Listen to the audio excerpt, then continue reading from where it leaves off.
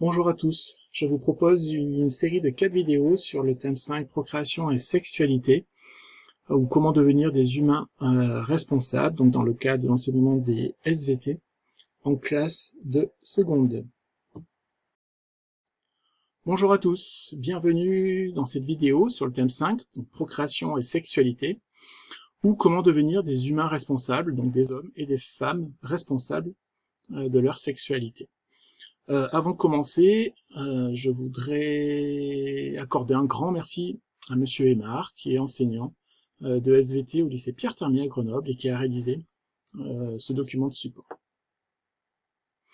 Euh, donc voici le menu de cette présentation. Trois grandes parties, donc du sexe génétique à l'adulte sexué. Donc là, il s'agira de parler de l'organisation des appareils sexuels, féminins et masculins, de la mise en place et de l'organisation de l'appareil sexuel, donc de la fécondation et durant les premières semaines de développement, et puis comment on acquiert la fonctionnalité de l'appareil sexuel. Dans la deuxième partie, il s'agira de traiter un petit peu de physiologie procréative ou comment fonctionnent les appareils génitaux et reproducteurs féminins et masculins. On aura une partie aussi sur la contraception et sur les IST. La troisième partie donc, traitera du lien entre la sexualité et le plaisir chez les humains.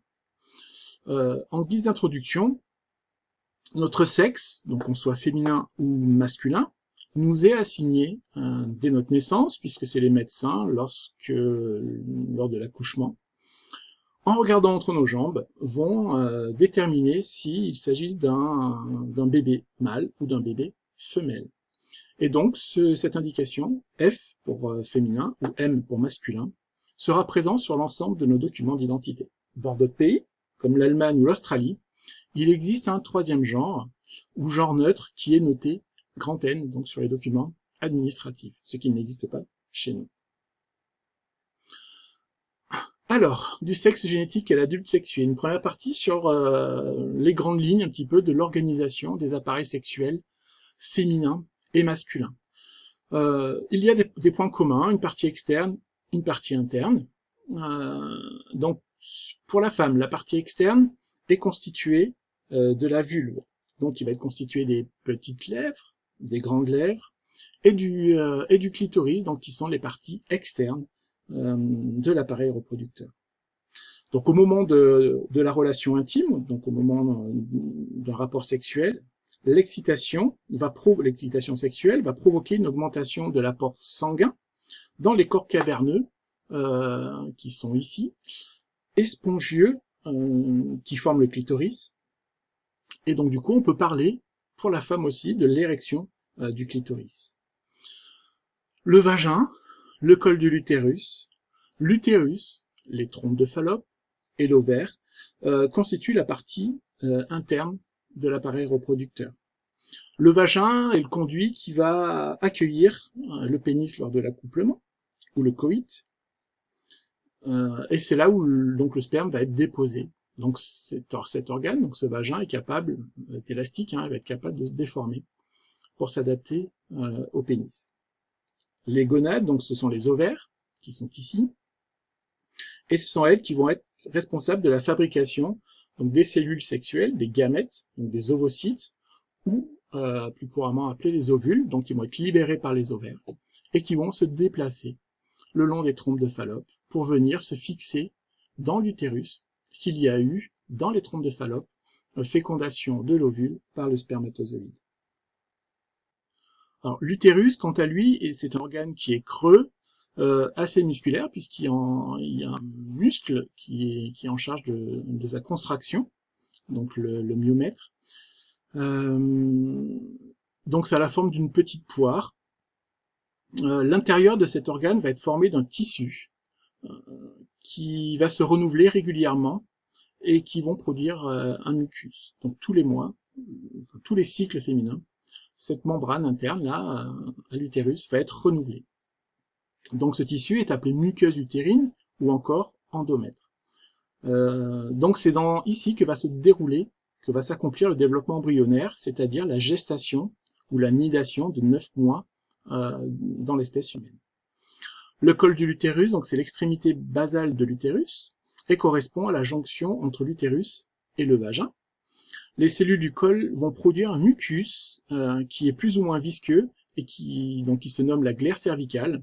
Et en fonction des périodes du cycle, ce mucus va être plus ou moins dense, plus ou moins lâche, pour pouvoir soit stopper les spermatozoïdes, donc à ce niveau-là, ou soit les laisser pénétrer dans l'utérus si la femme se trouve en période fertile. Alors ces images nous montrent ici le développement de l'endomètre, donc de la membrane utérine.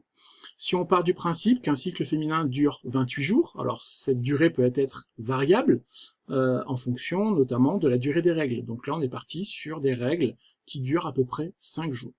Les règles consistent à la destruction complète de cette membrane utérine.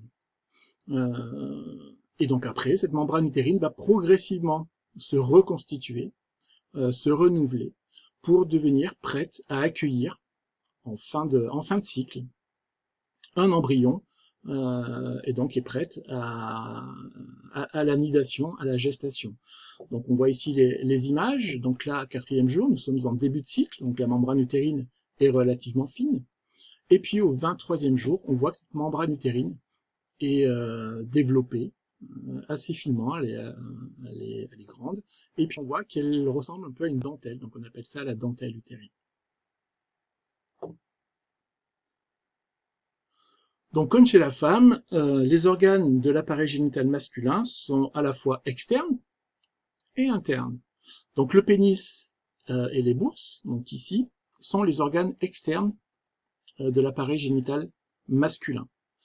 Les bourses correspondent aux organes qui vont enfermer les gonades, donc ce sont les testicules qui vont produire les spermatozoïdes.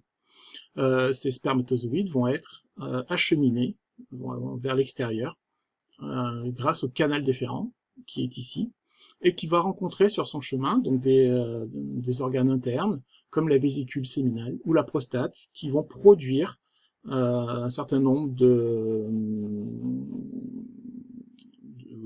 protéines, de molécules qui vont être chargées d'alimenter et d'accompagner le spermatozoïde le long de sa progression. Donc le pénis est l'organe qui va intervenir dans la procréation, donc c'est un organe copulateur.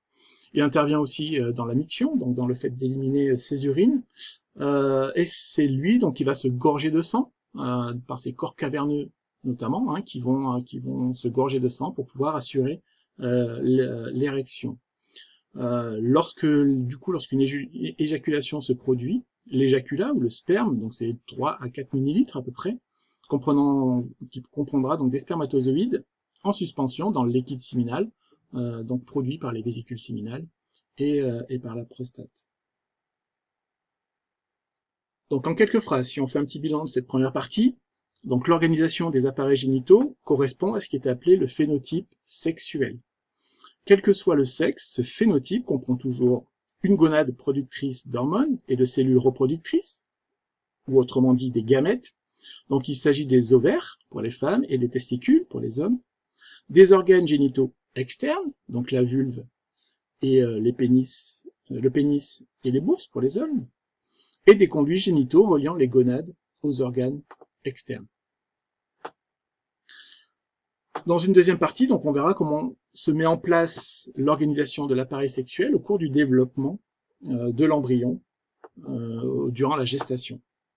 Donc cette mise en place, du coup, se fait durant la gestation, qui peut être assimilée à 2 phases. La phase embryonnaire, donc là il s'agit d'un développement, d'une multiplication de cellules, et puis la phase fœtale, où là on est plus sur une phase de différenciation des organes sur les derniers mois de développement de l'embryon. Un fœtus ne sera viable qu'à partir du 7e mois, puisque auparavant, donc les poumons n'ont pas encore fini leur développement. Donc la phase embryonnaire débute dès la fécondation, donc elle se caractérise par une augmentation du nombre de cellules, donc par division cellulaire, et puis cette phase fœtale qui commence à peu près à la 8e semaine ici, jusqu'à la fin donc du 9e mois.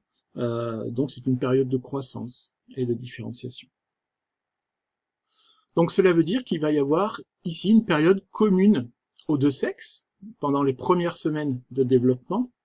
Donc on va appeler ça le stade indifférencié, avec la formation des crêtes génitales et la migration des cellules germinales. Et puis, si l'embryon et le fœtus sont un homme ou une femme, il va se passer un certain nombre de choses que l'on va essayer d'expliquer, qui vont permettre soit la masculinisation des organes génitaux, ou soit la féminisation des organes génitaux, donc l'apparition des testicules et du pénis pour l'homme, ici, ou l'apparition donc des ovaires et de la vulve chez l'embryon femelle.